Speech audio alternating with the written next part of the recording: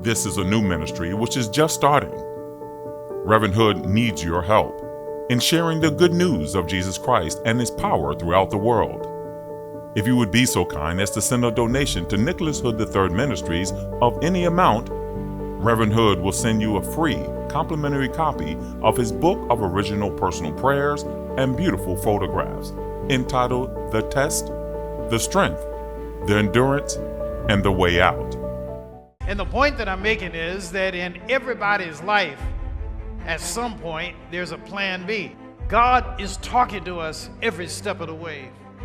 God is trying to show you something every step of the way. When things seem to be going wrong, that's God's way of opening another door. I am convinced that God has been directing me every step of my life. On the Word Network. Today I want to talk about cherishing the moment, to cherish the moment. Life is full of moments. In these wonderful moments that we have in life, what I've found over the years is that you really need to appreciate them, because in many cases, once the moment is gone, it's gone. I've been talking just this week to some women in my church, two sets of women, sisters. One set lost a mother who was pretty up in years. The other other set of sisters lost a father, and also up in years. And as I talk with them, I talk to them about the importance of thanking God for the moment, that life is really like a dream. You know, you blink your eyes and it looks like it's gone. And I said, you know, as Christians, we revel, we rejoice in the thought of everlasting life. We are renewed in the hope of everlasting life. And we believe in faith in the hope of the everlasting life, that Jesus came, He died, He rose again for your sins and my sins so that we can live forever. I said, but even so, with the joy of everlasting life, there's a sting of death. And the sting of death is the reality that your loved one will never come back the way that you knew them. And when that moment is gone, it's gone. And, you know, I told them, both sets of people, I told them about my own experience. I said, you know, I'm 73 years old. When I turned 24, my father, who was a minister, pastor of a church, he asked me to come back to Detroit and to work with him. He called me when I was in the divinity school. He said, Nick, do you have a calling? I said, no.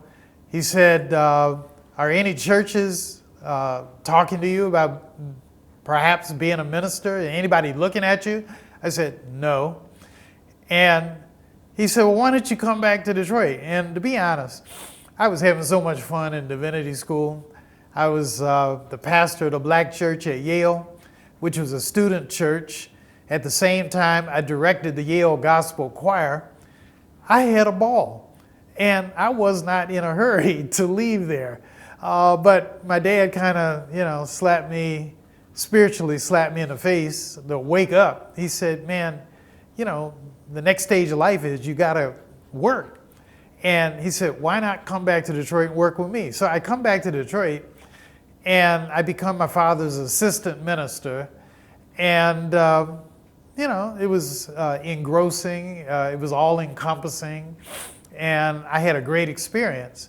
But because I was so young doing that, my dad would call me often in the daytime. My dad was on the Detroit City Council, so he would start the day downtown at City Hall. He would call me on the phone, say, Nick, let's have lunch today. Let's get a hamburger. So I said, okay. So I would meet my dad somewhere, and he would ask a simple question. What are you doing? What have you done? What are you thinking about doing? And I think back on it like today, and I'm smiling because those are great memories. But my dad was really checking up on me. And now that my dad is dead, and I'm here alone, I cherish the moment. I cherish those conversations. I cherish, with the advent of the cell phone, I started talking to my dad about 6 in the morning. For most of his life, most of his, senior years in life, we probably talk at least 2 times a day, sometimes 5 times a day. And then I had a younger brother who, as he came into his own, we talked about 2 to 5 times a day. If I was en route to a meeting, I'd call him. If I was leaving a meeting, I'd call him. If I had a few minutes for myself, I'd call him. Sometimes he would call me. And it was a great experience. And now that he's dead, now that my father's dead, I cherish the moment. And what I was telling these 2 sets of sisters this past week is that one of the ways you can deal with your death of your father and your mother is to just simply cherish the moment. Thank God for our faith in Jesus Christ that promises us a life beyond this life, a hope beyond this hope, a joy beyond this joy, and a love beyond this love. I said, but you will have the present memories etched into your mind, about the good times that you had with your father, the good times you had with your father, and cherish those moments because the human being will not live again, not physically. The human being will live spiritually in heaven. And so I began to think about this as I talked with these 2 sisters, sets of sisters, about the death of the father, the death of the mother. And the more I began to think about it, I said, where in the Bible does it give us some direction about cherishing the moment? And I thought to the book of Philippians in the 1st chapter. The Apostle Paul begins to tell the Philippians. Now bear in mind, he's in a Roman prison under house arrest. He's waiting trial before Caesar. And he says simply in the 1st chapter, he says, I rejoice always for you, and I thank God for you. And I thank God for you. And listen to what he says in the 7th verse. He says, it is right for me to think this way about all of you because you hold me in your heart. Think about that. He says, it is right for me to think this way about you because you hold me in your heart. For all of you share in God's grace with me, both in my imprisonment, he's talking about being under house arrest in Rome, and in the defense and confirmation of the gospel. And so the older I get, the more I appreciate this whole concept of cherishing the moment.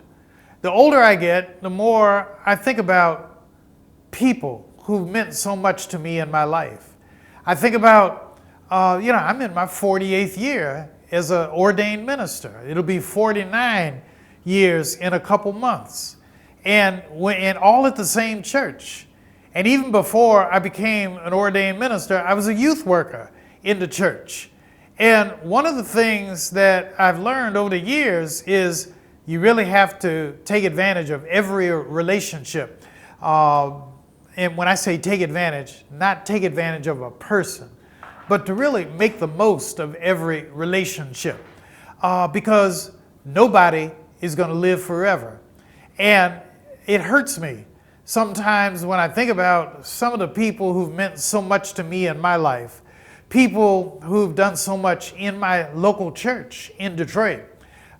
Just a week ago, I buried a guy who was in the first youth group that I ever had. He was 12, I was 19. This is before I became an ordained minister. I was a youth worker. And one of the things I learned in youth work is that young people are just young people. They are adults in formation. And, as this guy died, I started thinking about it. I officiated in his funeral, and all these people came from so many different walks of life. They talked about how he had helped them raise money, how he had done this, he had done that. He's a former NFL football player, and how he was always giving back to people. And I thought about it. I said, he and I got along really well. And we got along in part because I didn't ask him to raise a lot of money. He became a stockbroker, and he helped me put together $1 million endowment for my church through scholarships. And we got along famously for that. But the point that I'm making is that I cherish the memory of that guy. His name is Thomas Sebron. For those of you who are looking at this, I cherish the memory because it dawned on me when he died. I said, Tom is not coming back anymore. I said, but I thank God for the time that I had with him. And I'm kind of kicking myself that I didn't draw on him even more. And when I think about the Apostle Paul, when Paul says, you hold me in your heart. Think about what Paul is really saying there. The church at Philippi is Paul's first church. The church at Philippi was not, and Philippi is in Greece. It was not the biggest church. It was not the wealthiest church. But Paul tells us every time Paul embarked upon a missionary effort, when Paul is raising money for orphans and widows in Jerusalem, he's up there in Greece. The first people he reaches out to are the church members at Philippi. And they're raising money for the orphans and the widows in Jerusalem. And that's another sermon. Because, we think about Jerusalem being the center of the mother church. But the reality is that the people in Jerusalem didn't have as much money as the people in Damascus. They didn't have as much money to give as the people at Philippi. And so Paul reaches out to the church at Philippi. That is his first church in Asia Minor. But and you remember how Paul got to Philippi? He starts in Damascus, persecuting the Christians, and all of a sudden, the Lord knocks him off a horse on the road to Damascus, and Paul's, his clothes are dirty on the ground, but his heart is clean when he comes up off the ground. And the Lord converts him right there on the road to Damascus. And Paul, he's a different person. But the church at Philippi is the first church that he starts. And Paul becomes really famous. Paul is arguably the greatest evangelist for Jesus Christ. So Paul goes to Philippi, he goes to Ephesus, he goes to Berea, he goes to all of these other places, Thessalonica, Colossae. He's all over the place, and ultimately he ends up in Rome. He is a star in the Christian faith, but he never forgot Philippi, which is very small in comparison to all these other big cities. And he never forgot the people at Philippi, and guess what? The people at Philippi never forgot Paul. And so what Paul is saying in this letter to the Philippians is, I love you. What he's saying to the church at Philippi is, I will never forget you. What he's saying to the church at Philippi is that you mean more to me than maybe you know. You touched me at a point in my life when I really needed touching. You hugged me when I really needed a hug. You embraced me when I really needed embracing. I wasn't a man that I turned out to be. But in my own way, I'm a better man because of you. And so Paul is cherishing the moment. And I'm going to wind this down for this part of the show.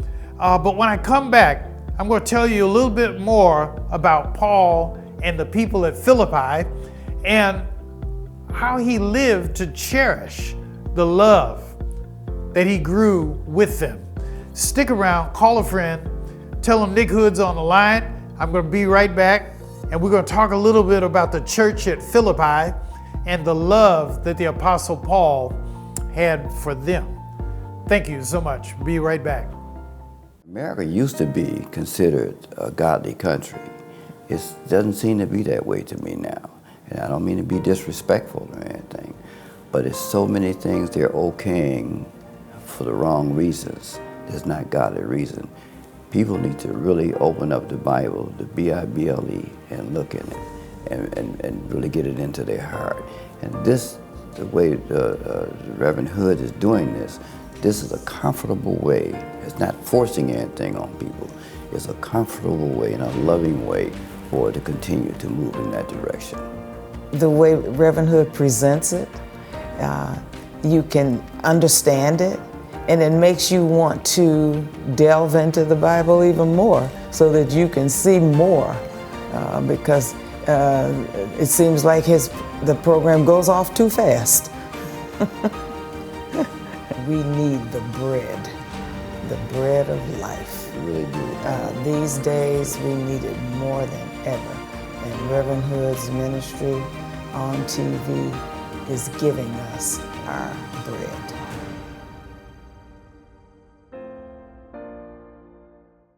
Today I'm talking about cherishing the moment, to embrace every good experience that you have, to thank God for those experiences when you're having them, because they may not return. They may not come back in the way in which it first affected you.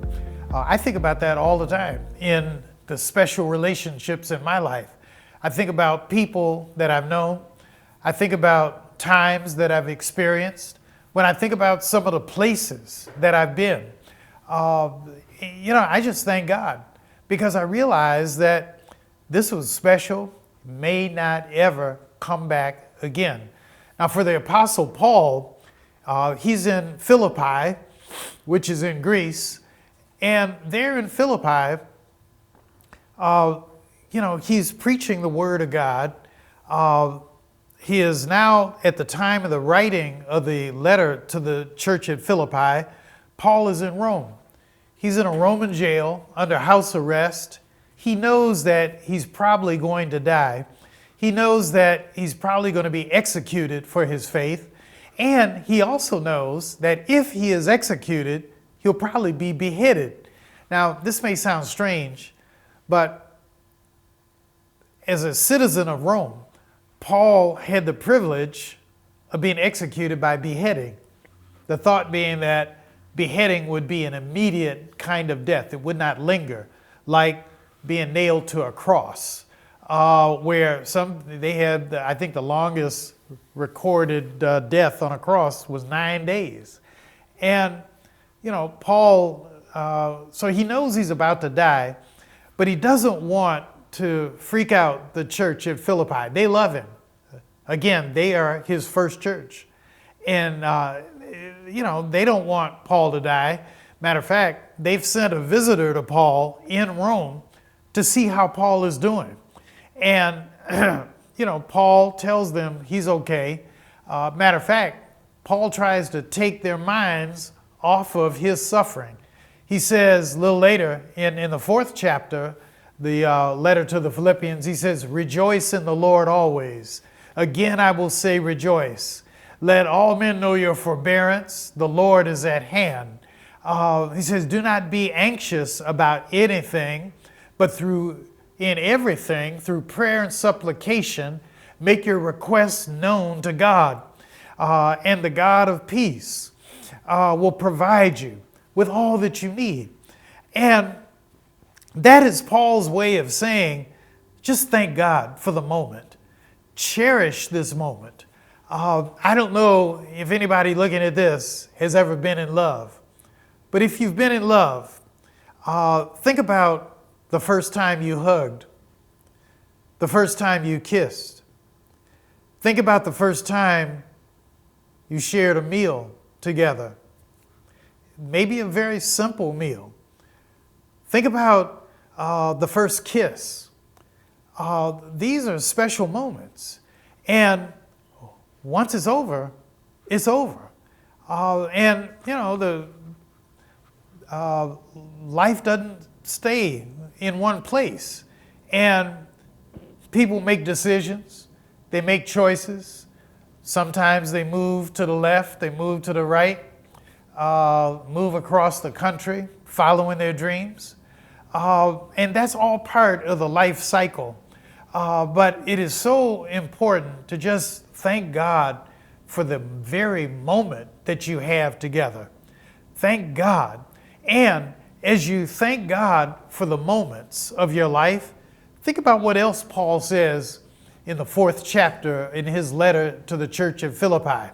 In the 4th chapter, I believe it's the 10th verse, he says, whatsoever things are true, whatsoever things are honorable, whatsoever things are just, whatsoever things are lovely, whatsoever things are pure, if there is any excellence, anything worthy of praise at all, think about these things. What Paul is saying is, be positive.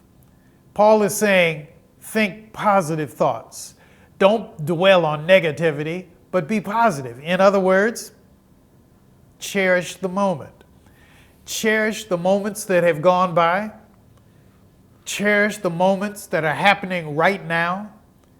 And then cherish and thank God in advance for the moments to come. I know we have all kind of people who look at this program. There's some people who look at this program, this worship service on the Word Network, who are in prison. And to those of you who are incarcerated, I say, make the most of every moment.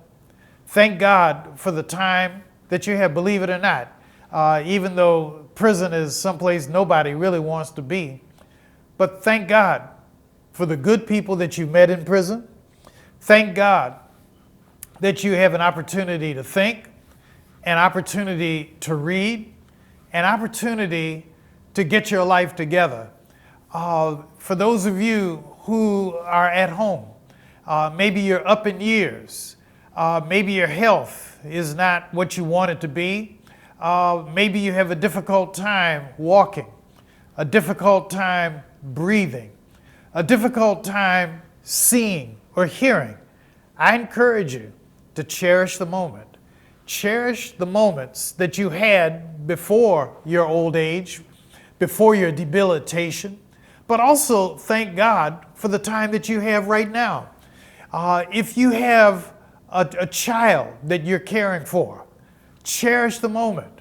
You know, it's a funny thing. I watch, both of my sons are married and they have children that are being potty trained and, growing the way that children should grow. But it's so funny. They're in a loving relationship. They're married. My sons have wives. And it's the funniest thing when their children have to use the bathroom and in the process of trying to get the child to the little potty, before they have an accident, it's hilarious because both my sons and their wives almost seem like they are elbowing each other out to see who can be the first one to change the diaper. And it's the funniest thing in the world. And I say, those are such lucky children. Those are lucky kids that they have people fighting over who's going to change them. But when I say cherish the moment, I believe they will look back at this time in the lives of their children and they will just smile.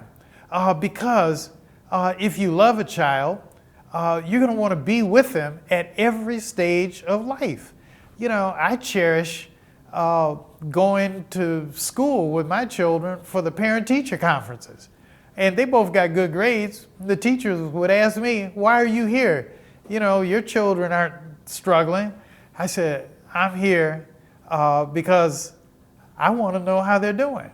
And frankly, those are some of the greatest times in my life. And so I want you to just take a few moments now that we're at the end of this program, and I want you to take stock of all the sweet moments in your life. The sweet moments, changing a child's diapers. The sweet moment, your first job, your first car, your first kiss, your first date. I want you to just think for a moment of some of the best moments that you've ever experienced in life.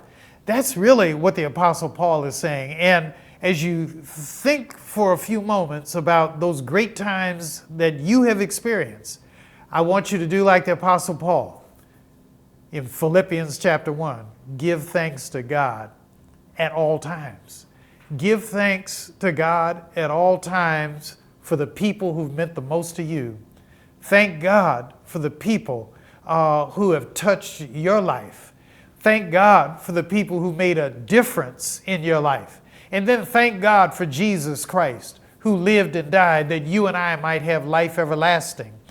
Thank God that the Lord came to earth, not for our perfection, but for our imperfection. And in our imperfection, the Lord died that you and I might live forever. My friends, cherish the moment, cherish your faith. Thank God for every blessing that the Lord has given to you. And then just chart a path. Lead your life in a manner that will please the Lord on every level. God bless. God keep you. Thanks so much for watching today. And if this program has meant something to you, I want you to think about cherishing the moment and send a little offering. Send a little offering to 4535 Chrysler Drive, Nick Hood Ministries. Send an offering, just like what Paul is thanking the church at Philippi for. He's thanking them for an offering. And I want to thank you, those of you who are supporting this program, this ministry, those of you who have not yet supported it. But if you like this ministry, give something back and help me to take this ministry to another level. God bless, God keep you. And remember, I am praying for you, and I cherished this moment, this time, this station, and I've cherished the moment with you right there in your home. God bless you. Thank you for watching today's program. We hope you've been blessed in a powerful way. Just knowing you took the time to watch today's broadcast is a great encouragement to Pastor Nick Hood. If this broadcast has been a blessing to you, we ask that you mail a tax-free donation to Nicholas Hood Ministries at 4535 Chrysler Drive, Detroit, Michigan, 48201.